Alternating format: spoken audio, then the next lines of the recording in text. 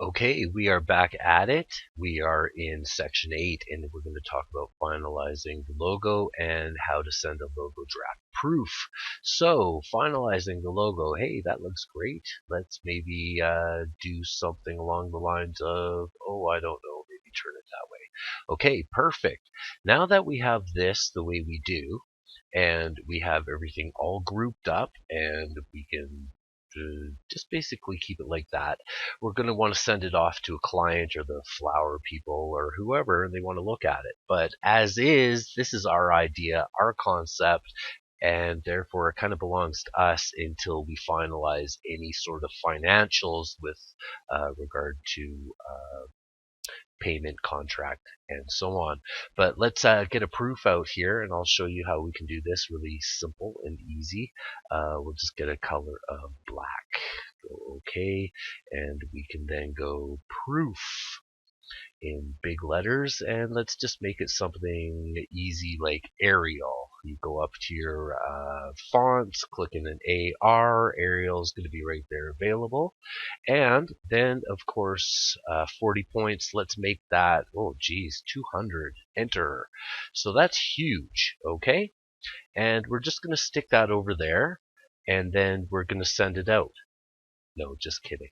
What we do is we take this, and we see where it is in our layers. If we take that and we stick it underneath our flower and our logo, and then we go up to here, opacity, we have 100%.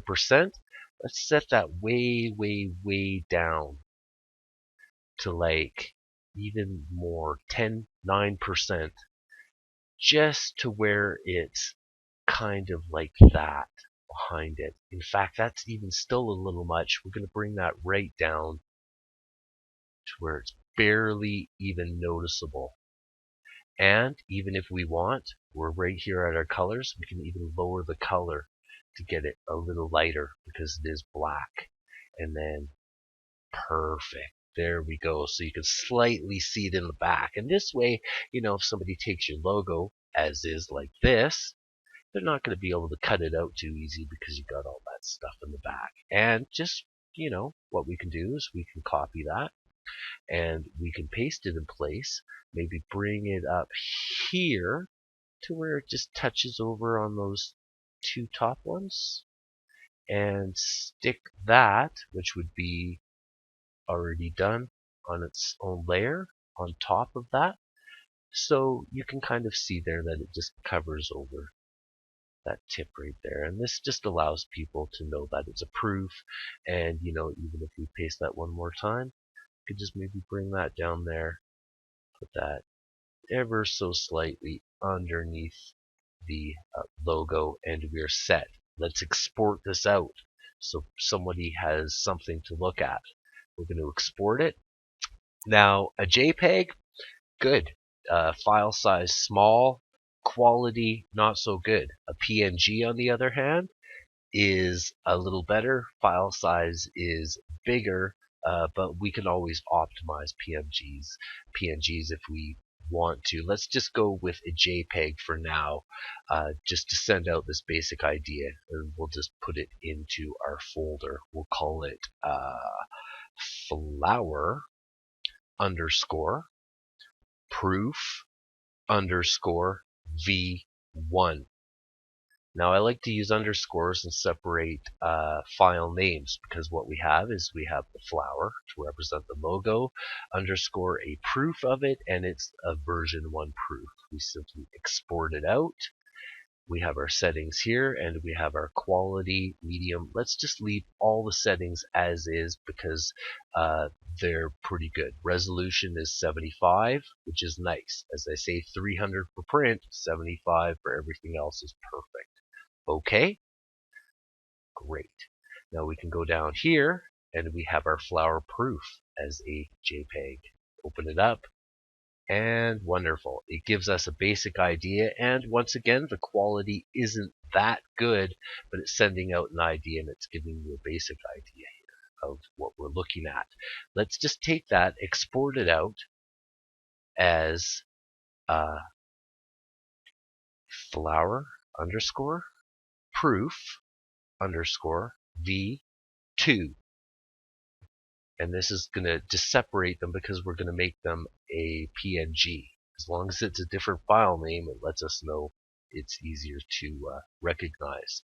And when we export this out, what we're going to do is we'll use resolution as 72 because that's optimal. Everything else, we have a transparent background, which is fine. We can also just put in a white background while we're at it because we're using a white background on our artboard. Go OK. Now we'll go back and we'll take a look at our PNG file.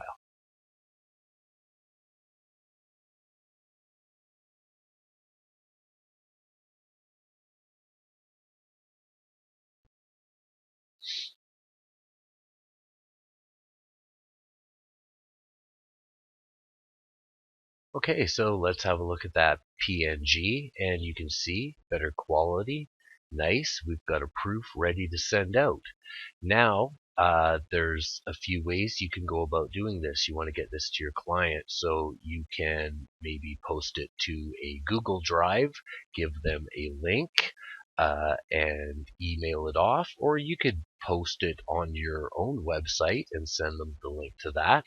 Or you can just simply construct an email, and within that email, you can insert your files to send off to your client, and of course, detailing everything along the way as far as who you are, what it's with regard to the proof, and here is the flower logo. And here we have our proof all ready to send to our project manager, Mary. Hello, Mary. Here's a proof of the copy of the flower logo. Please provide feedback and get back to me at your earliest convenience. Thank you for your business, Brad Surgison. And then we go in and we can attach our PNG file for Mary to look it over and provide us feedback. Sending away. And what we're going to do is we're going to wait for her to get back to us with some feedback. Bing! You have mail.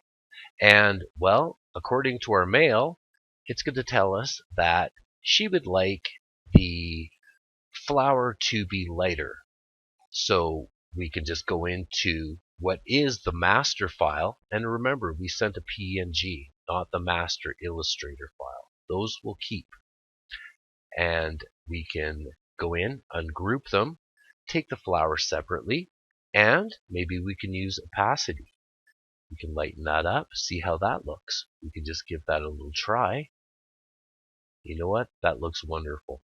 And it's all nice and light, just the way she said. So that's good to go, the way it is. We could have also changed the colors and done all sorts of things, but right now, for an example, we'll just take it that way. Let's just clean up our workspace here a little bit and get things prepared for further edits and anything we plan on doing with this. Now, we've got these proofs all over the place here, so maybe let's put those on lockdown. There's the lock right there, and you can tell it says proof because whatever the text is, it usually appears there in the name unless you change the name yourself, a default. We still have the flower out there that we're able to, oops, that's another proof, but we have the flower that we're going to want to gain access to change, or once again, add effects if we'd like, and I want to show you that right now. So we put that back into place with it highlighted, go up to effects, we go stylized, let's put a drop shadow on that. Putting a drop shadow, and then we can control it right here. Opacity, XY, your blur. Now, it takes a little bit of getting used to with drop shadows and how you like to do them. I like to increase the blur. I use black. The X and Y can stay the same. That, of course, will send it left or right, up or down. Opacity, 75. You can keep that there, and then we just click OK, and it will add a drop shadow onto it there. And I didn't much care for the drop shadow, so we've taken that out. And we can focus on things like the text and so on. But here we're going to do some amends and finalizing, and then we're going to talk about quoting for a logo design project. Now, if you're going after a contract, you'll obviously know how much somebody is willing to pay for that contract, at which point you can provide a quote. You can quote them for what their price is, or you could raise that or lower it. I guess depending on availability and how many people are going for this same contract, you have all sorts of different options. Myself personally, I like to be economically sound with my prices and fair. And I can also take into consideration and be flexible with different types of situations and businesses, i.e., if I'm dealing with a multi-billion-dollar corporation as opposed to a mom and pop's grocery store. These are all things that might factor into a price and what to quote a client on logo work. Well, this is somewhat bringing things to a close, so let's just go over a couple of other things here on how to speed up productivity. For example, if we were doing different versions and other things, we can always just create more artboards by adding another artboard. And then we all know the Control C, Control V for copying content, the shortcut. And here we can just have a look at the text that we have incorporated into this logo here. And although this is a nice text, it's obviously not original because it's somebody else's text. But I had spoken before about how we can in turn manipulate and make text our own if we like. And one way to do that is you can always go in and do things like this. For example, just simply copy over the text and make it original to how you might want it with your picker tool. And once you have all your points done, then you can manipulate it into looking how you would like it to look. Because once again, it's important that it's original and you can't exactly copy somebody else's text, although you can be influenced by it because this is a really, really cool font. But drawing on this as inspiration, I'm able to build on ideas and taking the long way around, closing up the points. That's going to give me an object that I can work with and I can manipulate in all sorts of different ways to create something original that I like. And we know without a doubt Adobe Illustrator is an extremely powerful program that provides you with all different things available to design almost anything you want. So go through it. Spend time using Adobe Illustrator. The more you use it, the better you get. There's so many other aspects that we weren't even able to get near, but that can always be follow-up tutorials, I guess. So in essence, all around, you have an idea for a working logo.